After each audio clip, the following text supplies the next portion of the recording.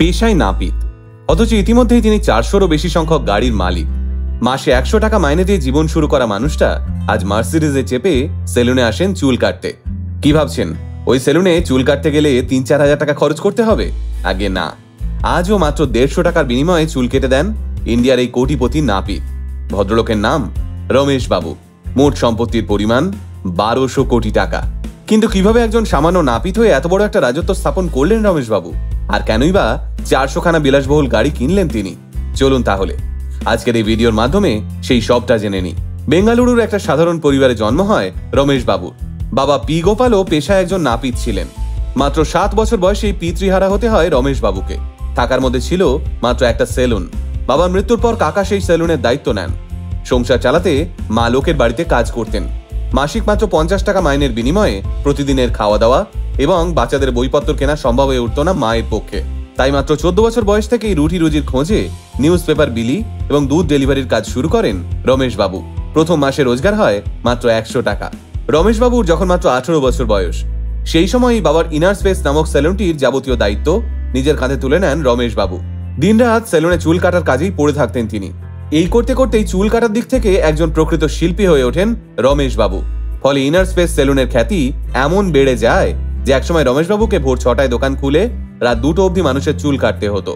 ধীরে ধীরে এই সেলুনের আয় থেকেই অর্থনৈতিক পরিস্থিতি বদলাতে শুরু করে রমেশ বাবু। কিন্তু সেলুনের এই 4 দেওয়ালের মধ্যে নিজের স্বপ্নকে আটকে রাখতে চাননি রমেশ বাবু। ভদ্রলোকের স্বপ্ন ছিল আরো বড় কিছু করে দেখানোর। 1993 সালে লোন নিয়ে একটা মারুতি গাড়ি কিনে ফেলেন রমেশ। আর সেলুনের কাজের ফাঁকে ফাঁকেই শুরু করেন ড্রাইভারি। এই করতে করতেই আরো একটা গাড়ি কিনে ফেলেন রমেশ বাবু। আর তারপর লোক রেখে শুরু করেন গাড়ির ভাড়া খাটানো। এভাবেই ধীরে ধীরে গাড়ি কেনাটা নেশা হয়ে দাঁড়ায় রমেশ বাবুর কাছে। কিছুদিনের মধ্যেই একটা কার রেন্টাল অ্যান্ড ট্রাভেলস কোম্পানি খুলে ফেলেন তিনি। কয়েক বছরের মধ্যেই রমেশ বাবুর এই গাড়ির ব্যবসা ফুলে ফেঁপে উঠতে শুরু করে। আর তারপরেই একদিন রমেশ বাবু কিনে ফেলেন জীবনের প্রথম লাক্সারিয়াস কার, মার্সিডিজ ই ক্লাস সেডান। তারপর কেটে গেছে প্রায় 25টা বছর।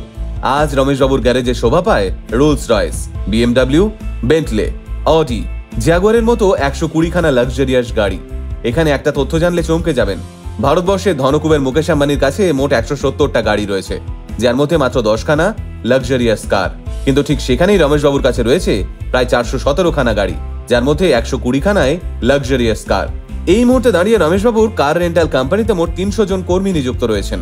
তার গাড়ির কোম্পানির গ্রাহকের তালিকায় রয়েছেন অমিতাভ বচ্চন থেকে শুরু করে আমির খান, সচিন টেন্ডুলকার থেকে শুরু করে বিরাট কোহলির মতন জনপ্রিয় সেলিব্রিটি। তবে দাঁড়ান, প্রায় 1200 কোটি টাকার মালিক হওয়া সত্ত্বেও আজও মাত্র 150 টাকার বিনিময়ে চুল কাটার জন্য সেলুনে যান রমেশ বাবু। নিজের মার্সিডিজ গাড়িটা থেকে নেমে তিনি যখন সেলুনে ঢোকেন, তখন তিনি নিজেকে নাপিত পরিচয় দিতেই ভালোবাসেন। রমেশ বাবুর কথায়, মানুষের চুল দাড়ি কেটেই আমার যাত্রা শুরু।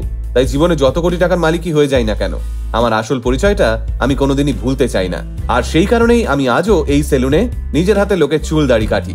এই 2024 সালে দাঁড়িয়ে গাড়ির বিষয়ে ভারতবর্ষের তাবর তাবর শিল্পপতিকে পেছনে ফেলে এগিয়ে গেছেন রমেশ বাবু।